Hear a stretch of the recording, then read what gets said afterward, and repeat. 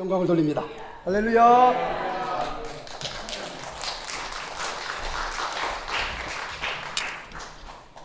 여러분의 그 박수는 하나님 앞에 감사하는 박수인 줄로 믿습니다.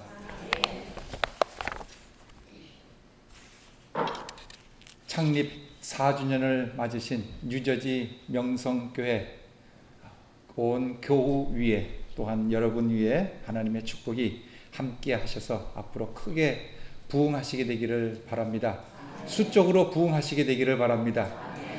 다시 저를 불러주실 일은 없으시겠지만 다음에 제가 오면 여기에 가득 차는 그런 놀라운 역사가 있기를 바라고, 수적인 부흥뿐만 아니라 또한 신적인 부흥이 가득 넘쳐서 정말 어떤 분이 오시든지 간에 여기는 사랑이 넘치고 참 하나님의 은혜가 충만히 넘치는 그런 귀한 교회가 되시기를 주의 이름으로 간절히 부탁을 드립니다.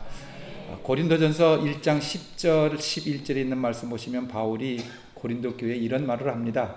같은 말을 하고 같은 뜻을 가지고 같은 마음으로 함께 연합하라 하는 말씀이 있습니다. 오늘 미국 교회도 비슷하겠지만 한국 교회 현 주소는 어떠한가?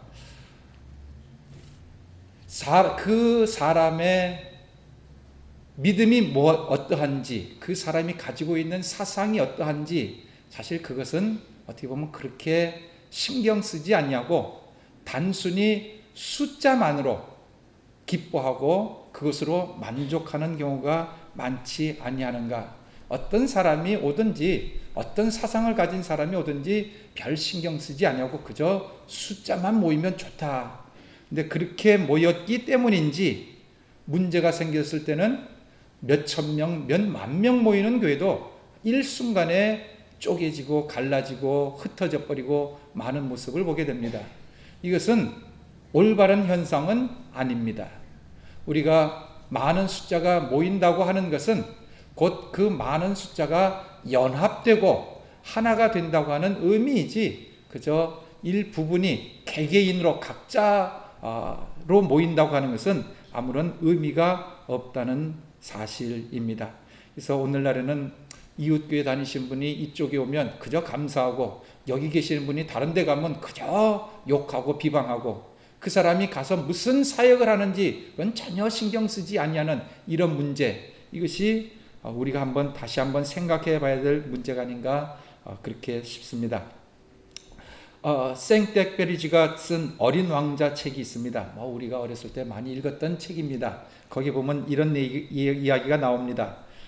새로 사귄 친구에 대해서 이야기를 하면 어른들은 가장 중요하게 생각하는 것은 그 아이가 어떤 아이냐, 아이의 성품이 어떻고 그 아이가 즐겨하는 것은 무엇이고 어떠한 삶을 살고 있는 이런 것은 생각지 않고 그저 그 애는 몇 살이지? 애들한테 그런 얘기 묻지는 않겠지만 체중은 얼마나 나가지? 뚱뚱하냐? 갈비시냐? 그 아버지는 돈을 잘 버시니? 하는 이런 숫자 노름에 매우 민감하다는 것입니다. 어린아이들은 무슨 장난감을 가지고 노느냐, 어떠한 것을 즐기느냐, 어떻게 목소리는 어떠냐, 이런 것을 좋아하는데 어른들은 그렇지 않다는 것이죠. 어른들에게는 그 집이 장밋빛 벽돌로 지어졌다는 둥, 이런 것은 전혀 생각지 않습니다. 여러분 또 들어오실 때 예배당 들어오셨는데 이 건물이 무슨 색깔입니까? 별로 신경 쓰지 않습니다. 어떤 벽돌입니까? 어떤 종류의 벽돌입니까? 별로 신경 쓰지 않는다는 것이죠. 창문에는 어떤 모자이크가 되어 있습니까? 글쎄, 모자이크가 되어 있긴 되어 있는데 어떤 내용인지 전혀 신경 쓰지 아니한 때가 얼마나 많았는지, 저도 와서 가만히 있다가 보니까 저 앞에 스테인 글래스에 In memory of my beloved husband 하고 되어 있더라고요. 그러니까 저기는 아마도 이 건물을 지을 때 어떤 분이 부인이 남편을 잃고 거기에 대한 감사로서 이렇게 스테인 글래스를 했는 것 같습니다. 저런 거는 잘 보지 않고 여기에 몇 명이 있는가 하는 이런 것을 보게 되는데, 어른들은 아마 이런 것을 이야기하면 쉽게 이해가 되는 것 같습니다. 이 건물이 얼마짜리냐? 100만 불이 나가느냐? 1000만 불이 나가느냐? 100만 불 나간다 그러면 좀 비싸구만. 1000만 불이 나간다고 하면 와, 하는 이런 숫자 노름에 민감하다는 것이죠. 그러나 우리는 한번 생각해 봐야 될 줄 압니다. 현재 기독교 인구가 22억이, 지구상의 4분의 1이 기독교인이라고 이야기합니다. 근데 그 22억의 기독교인들이 모두 같은 마음, 같은 생각, 같은 사상을 가지고 있는가 하는 것입니다. 유대인들도 여러 파가 있습니다. 사두개파, 바리새파, 에셈파, 여러 파가 있습니다. 근데 같이 하나님을 섬긴다고 그러고 같은 아브라함의 후손이라고 이야기하면서도 사두개파와 바리새인파는 사상이 달랐습니다. 사두개파는 영도 없고 천사도 없고 부활도 없다. 바리새파는 영도 있고 천사도 있고 부활도 있다. 그래서 사도 바울이 그들이 모인 것을 보고 흐트러 놨습니다. 나는 부활을 믿노라 하겠더니 사두개파와 바리새인파가 서로 싸움박질을 했습니다. 오늘 또 같이 신앙생활 이렇게 하시고 아름답게 하시다가 같이 신앙생활하고 같이 믿음을 가지는지 알았는데 어느 날 난 그런 거 안 믿어. 이럴 때는 문제가 있다는 것이죠. 우리는 동일한 믿음, 동일한 성령, 한 하나님을 믿습니다. 그러면 우리도 같은 마음, 같은 생각, 같은 신앙, 같은 사상을 가져야 될 줄로 믿습니다. 물론 똑같은 생각할 수는 없지만 이 찬양을 가만히 들어보면 좀 그런 것을 느낍니다. 목소리 다 다릅니다. 제 목소리의 프리퀀시가 다르고 여러분의 프리퀀시가 다 다릅니다. 근데 다른 프리퀀시를 모아서 하나의 아름다운 합창을 만들듯이 조금 다른 행동, 조금 다른 모습이 있지만은 이것이 연합해서 아름다운 하나로 만들어질 때가 가장 아름답다는 사실입니다. 어떤 분이 그런 얘기를 합니다. 가장 큰 교회는 어떤 교회인가?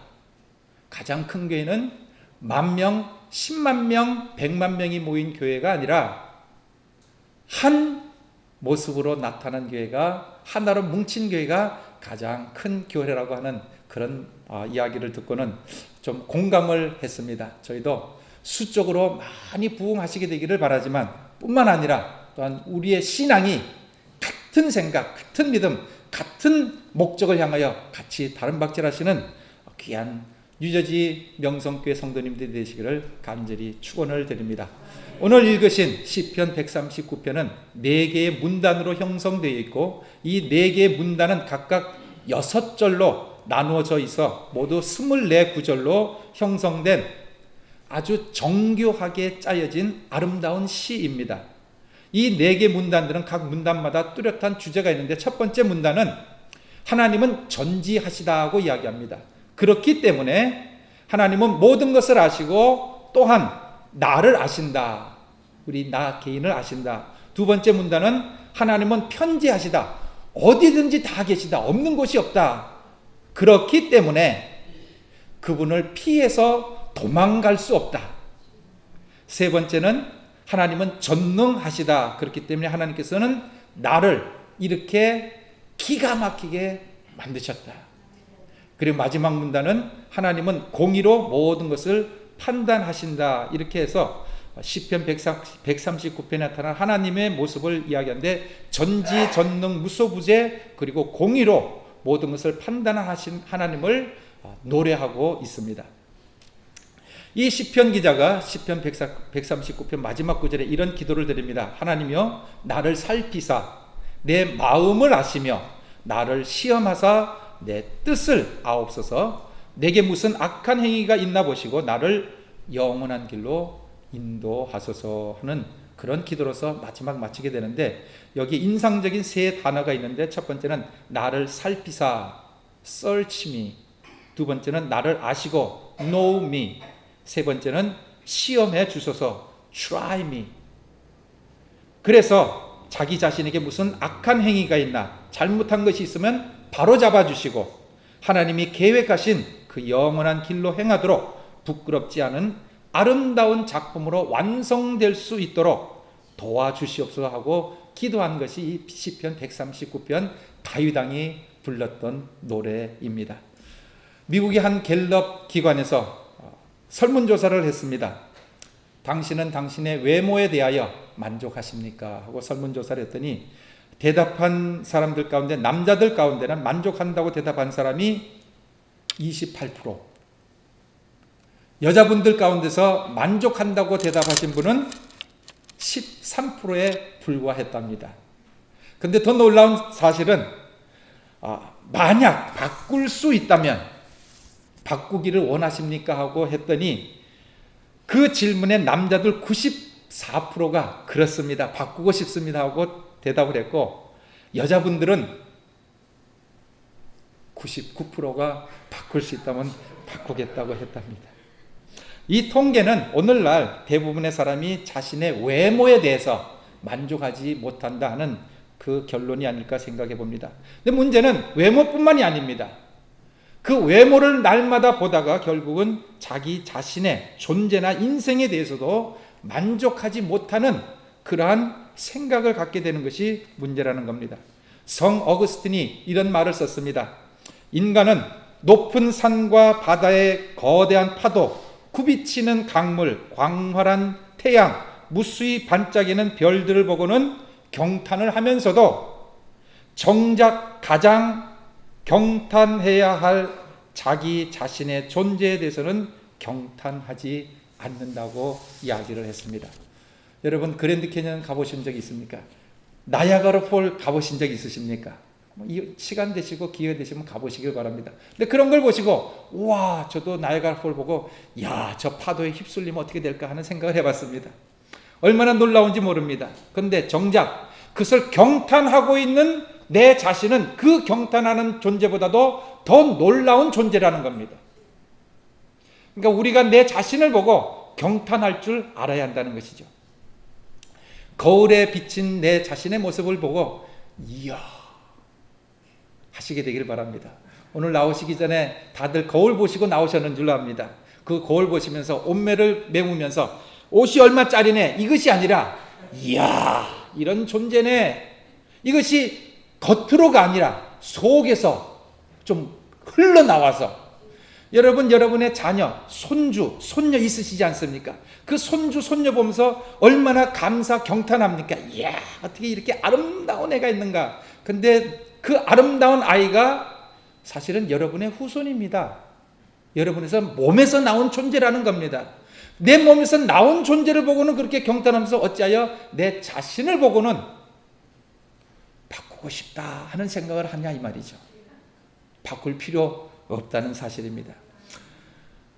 눈꺼풀이 쌍꺼풀이냐, 코의 모양새가 어떠냐, 머리카락의 색깔이 금발이냐 은발이냐, 사실 이런 것은 별 신경 쓸 필요가 없습니다.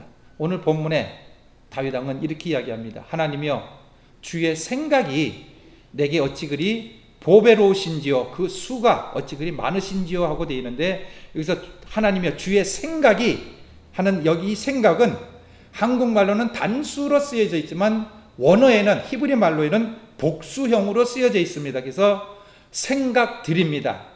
그래서 그 문장을 보시게 되면 하나님의 주의 생각들이 내게 어찌 그리 보배로우신지요. 이것을 좀 우리 편으로 쉽게 해석을 해본다고 하면 나를 향한 그 보배로운 생각이 아니라 생각들이 전능하신 하나님이 우리를 생각하실 때 한 번만 생각해서 지으셨어도 그 전능하신 분이 퍼펙트하게 지을 수 있으실 때도 불구하고 하나님께서는 우리를 만드실 때에 한 번만 단순히 생각하신 것이 아니라 생각들이었답니다. 생각하시고 또 생각하시고 이렇게 지을까? 저렇게 지을까? 이렇게 만들면 멋있을까? 저렇게 만들면 멋있을까? 그렇게 해서 나온 존재가 저입니다. 여러분 어떤지 모르겠습니다. 저입니다. 저. 에베소서 2장 10절에 사도 바울은 우리를 이렇게 이야기합니다. 우리는 그의 만드신 바라. 그라고 하는 것은 하나님을 의미하고 우리는 하나님께서 만드신 바다, 하나님께서 만드신 존재다 하는 그렇게 번역이 되어 있습니다. 그런데 이 말씀에서 만드셨다 하는 단어에 해당되는 헬라 원어는 포이에마라고 하는 단어입니다. 이것은 시입니다. 시. 그래서 영어로서는 포엠이라고 하는 단어가 여기서 이제 나오게 되는데 이 포이에마라고 하는 단어는 첫 번째 작품, work라고 하는 단어, 시, 그리고 사실, 픽션이라고 하는 단어가 포함되어 있습니다. 이 뜻 가운데 시라고 하는 의미를 살려서 한번 해석을 해본다고 하면 우리는 하나님께서 쓰신 한 편의 시다 하는 겁니다. 시라고 하는 것은 그저 생각난 대로 막 적는 것이 아닙니다. 시라고 하는 것은 운율도 맞춰야 됩니다. 박자도 맞춰야 됩니다. 단어도 맞춰야 됩니다. 얼마나 많이 생각해서 지어지는지 모른다는 것이죠. 이처럼 인간은 하나님께서 만드신 피조물이지만 어떤 피조물이냐? 단순한 피조물이 아닌 명작 혹은 걸작. 그래서 에베소서 2장 10절은 영어 성경들을 보시게 되면 어떤 번역에서는 마스터피스라고 이렇게 번역들도 해놨습니다. 저와 여러분은 믿으시든지 안 믿으시든지 간에 모르겠습니다. 저는 믿고 싶지만 믿으시든지 안 믿으시든지 간에 저와 여러분은 하나님께서 쓰신 아름다운 한 편의 시라고 하는 놀라운 작품이라고 하는 것을 기억하시게 되기를 바랍니다. 우리가 잘 아는 노래 God Bless America라고 하는 노래를 지은 얼빙 벌린이라고 하는 분이 계십니다. 이분은 우리가 크리스마스 때 잘 부르는 I'm Dreaming of White Christmas가 아실 줄로 압니다. 제가 노래를 못 불러서 차마 여기서는 못 받았지만 그 노래를 지은 캐롤을 작곡한 사람인데 이분은 일생 1000편 이상의 노래를 작곡했답니다. 우리가 아는 노래도 사실 그렇게 많지 않은데 그래도 유명한 곡들이 있습니다. 근데 이분이 기자와 인터뷰를 하면서 이런 말을 한 적이 있습니다. 제가 작곡한 곡 중에는 크게 히트한 대중적인 곡들이 있습니다. 그런데 더 많은 곡들이 사실은 알려지지 않았습니다. 하지만 그 모든 곡들은 나에게 히트한 곡들과 똑같습니다. 히트한 곡들 못지않게 나의 피와 눈물, 땀으로 만들어진 더할 수 없이 소중한 곡들입니다. 여러분도 이 알려지지 않은 곡들을 소중히 아껴주시기 바랍니다 하는 이야기를 한 적이 있습니다.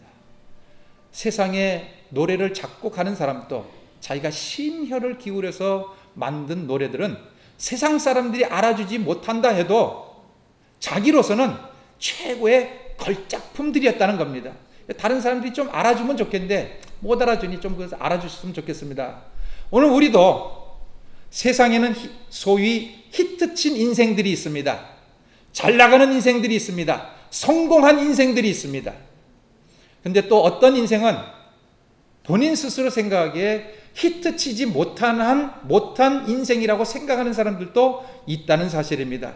그러나 우리가 하나님께서 지은 존재라고 한다고 하면 그 인생이 히트를 쳤던 히트를 치지 못했던 하나님에게는 아주 소중한 심혈을 기울여서 만든 마스터피스라고 하는 사실을 기억하시기 바랍니다. 여러분은 모두가 다 아름다운 분들입니다. 어째 아멘들이 없으신지 모르겠습니다. 여러분께서 보시는 그 상대가 저니까 아름답지 않은가 보다 하실지 모르지만 저는 여러분 보시기에는 아름답지 못할지 모르지만 하나님께서 보시기에는 이런 존재가 없답니다. 이런 존재가 없기 때문에 하나님께서 자기 자신을 죽어가면서 희생시켜가면서 구원한 것이 접니다. 여러분입니다. 우리의 값어치는 어디 있느냐? 내 모양새가 어떠냐? 이게 아닙니다. 내가 이 세상 사는 동안에 얼마만큼 성공했느냐? 이게 아닙니다. 나의 값어치는 나를 만드신 분이 어떻게 만들었느냐 하는 여기에 달려 있다는 사실입니다. 우리는 물질을 가지고 많이 판단을 하려 합니다. 물질이 많으면 성공, 물질이 없으면 실패라고 하기까지는 뭐해도 열심히 성공하려고 노력을 하는데 물질이 많은 것이 성공이라고 생각하시는 분도 괜찮습니다. 열심히 벌으시기를 바랍니다. 하지만 사실은 그것은 어떻게 보면 하나님 편에서는 성공의 척도가 아니라고 하는 사실을 기억하시기를 바랍니다. 우리의 성공의 척도는 하나님께서 나를 어떻게 생각하시느냐에 달려 있답니다. 하나님께서 우리를 만드실 때 여러분 한 분 한 분을 만드실 때에 심혈을 기울여서 아주 아름답게 만들어낸 기가 막힌 걸작품들입니다.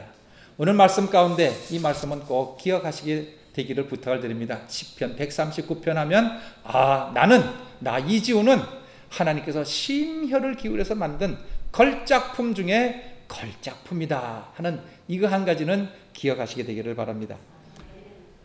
어떤 미국인이 프랑스를 방문했다가 시골의 어떤 장터에서 목걸이를 하나 사게 됩니다. 그냥 많은 돈을 주지 않냐고 목걸이를 사와가지고 미국에 들어올 때에 이 세관에서 보고를 합니다. 그 목걸이를 얼마 주고 샀다. 근데 세관에서 들어올 때 그 목걸이를 확인하더니 자기가 산 것보다도 엄청 많은 돈에 대한 세금을 매겼습니다. 이 사람이 놀라면서 나 이거 얼마 주고 샀어? 이거 싸구려요. 그냥 일반 보통 목걸이요 하고 이야기를 했는데 그 세관원이 이렇게 대답을 했답니다. 우리는 전문가입니다. 당신이 이걸 얼마 주고 샀을지 몰라도 내가 보기에 이것은 아주 고가 비싼 보석입니다 하면서 이야기하기를, 그러면서 세금을 매겼습니다. 어쩔 수 없이 그걸 가지고 들어오려면 그 세금을 내야 됐기 때문에 세금을 내고 가지고 들어와서 아무리 생각해도 자기가 속은 것 같아서 보석상에 가가지고 그 보석을 감정하게 되었답니다. 내가 이것을 아주 비싼 돈으로 세금을 매기고 미국에 들어왔는데 어떤 보석입니까 하고 이야기했더니 보석상이 그것을 자세히 보더니 이거는 진짜로 귀한 목걸이입니다 하고 이야기했답니다. 도대체 뭐가 그렇게 비싸냐고, 뭐 별 보석도 아닌 것 같은데 뭐가 그렇게 비싸냐 그랬더니 그 뒤에 새겨진 글자를 현미경을 통해서 보여주었습니다. 거기에 뭐라 적혀 있었냐면 조세핀에게 보나파르트 나폴레옹이 하는 것이 적혀 있었답니다. 그러니까 나폴레옹이 자기의 아내에게 선물해준 목걸이가 어떻게 흘러 그렇게 이 사람 손에 들어가게 됐다는 거죠. 여기서 그 보석 자체는 어떻게 보면 별 값어치 없을 수도 있습니다. 근데 그 보석이 비싼 이유는 나폴레옹이 사인했기 때문에. 저와 여러분의 값어치는 우리 자신이 세상에서 얼마만큼 잘 살았냐 못 살았냐 그것보다도 여기에 사인이 되어 있는 예수 그리스도라고 하는 하나님의 친필이 적혀 있기 때문에 값어치가 나간다는 사실입니다. 여러분, 저를 우습게 보지 마시기 바랍니다. 모양이 좀 이렇게 생겨도 우습게 여기지 마시기 바랍니다. 하나님께서 여기에 사인을 하셨습니다. 요한계시록에 보면 하나님께서 도장을 치셨답니다. 물론 잘 안 보이실 수 있죠. 저도 안 보입니다. 근데 저는 하나님의 말씀을 통해서 하나님의 인장이 찍혀 있는 귀한 걸작품이라고 저는 믿습니다. 목회를 요 정도 한다 해도 그냥 감사하려고 생각합니다. 왜냐하면 하나님의 걸작품이기 때문에. 세상에서 성공한 사람 너무 화려하게 생각지 마시기 바랍니다. 그보다 더 큰 값어치는 바로 하나님의 사인이 있기 때문에 값어치가 있다는 사실을 기억하시게 되기를 부탁을 드립니다.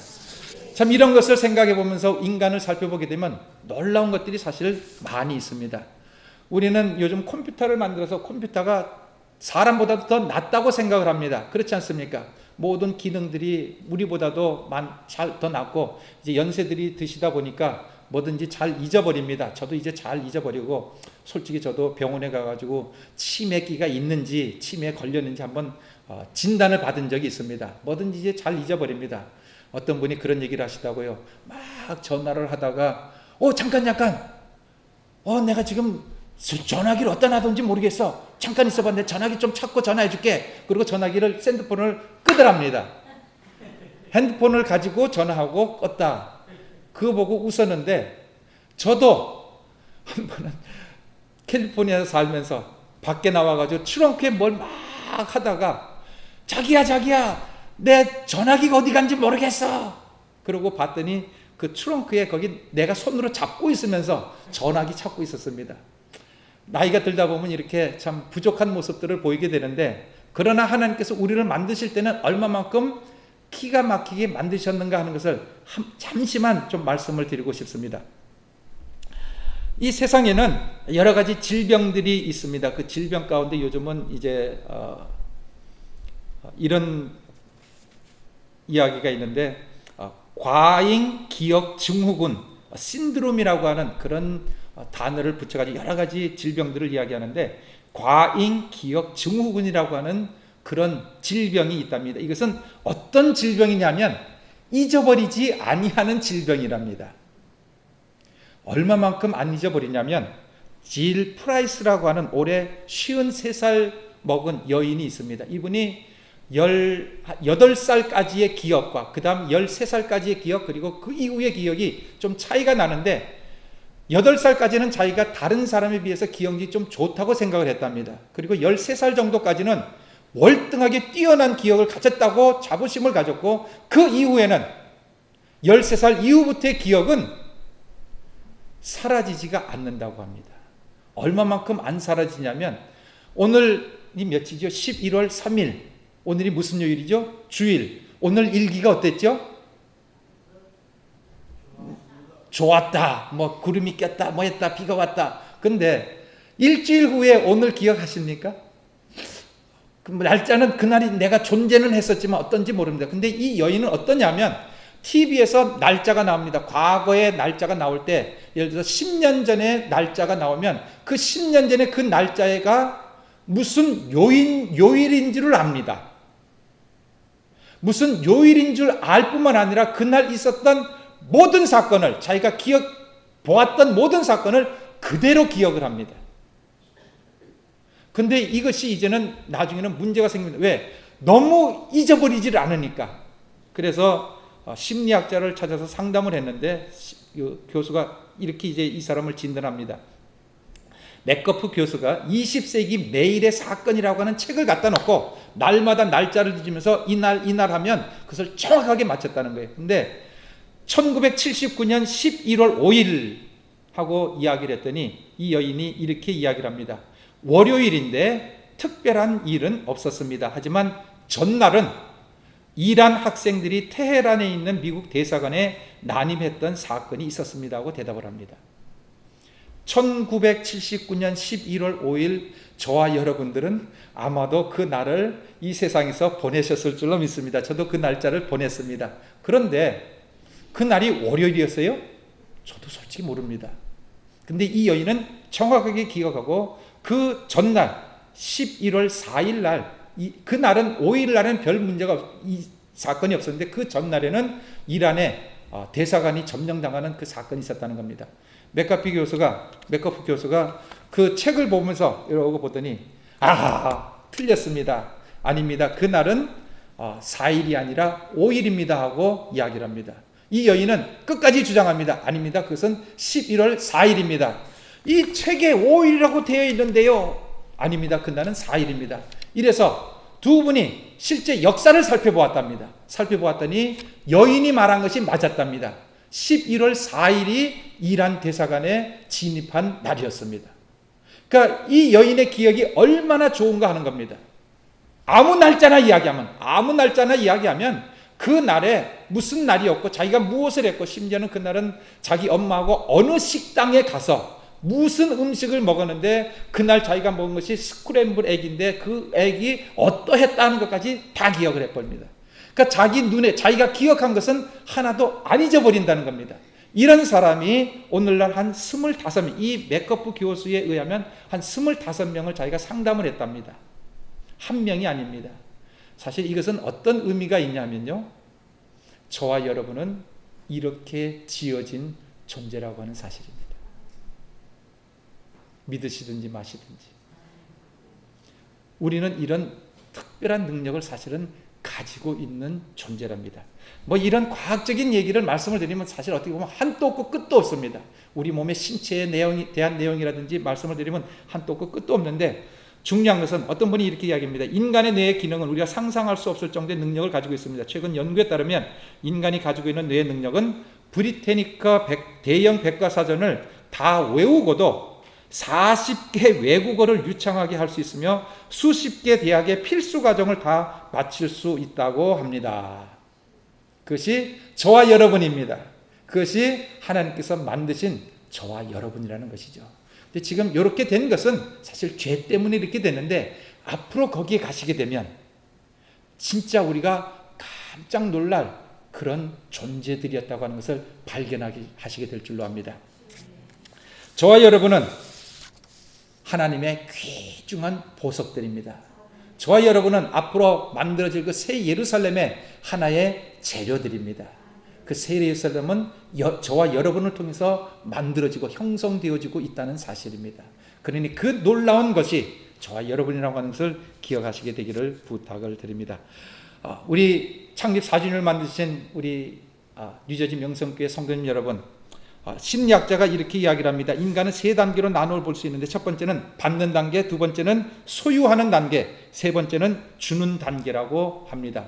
그래서 우리는 처음에 사람이 태어나면 받습니다. 부모의 사랑도 받고 지식도 받고 다 받습니다. 그리고 받고 나서는 이제 소유합니다. 그 소유한 것을 가지고 활용을 합니다. 그리고 마지막에는 물질이든지 지식이든지 권력이든지 받은 다음에는 나누어 주는 단계가 있답니다.